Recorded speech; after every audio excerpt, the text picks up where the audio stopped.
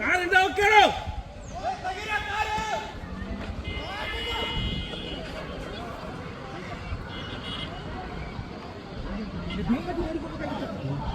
ಹಿಂಗೆ ಓಡಿಸ್ಬೇಕಾದ್ರು ತೋಟದೊಳಗೆ ಇಲ್ಲ.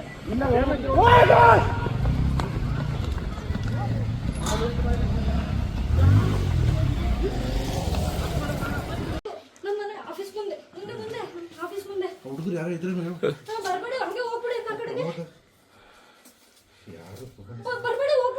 ಹುಡುಗರು ಯಾರ ಅಕ್ಕನ ಅಂಗಡಿಗೆ ಹೋಗಕ್ ಕೇಳಿ.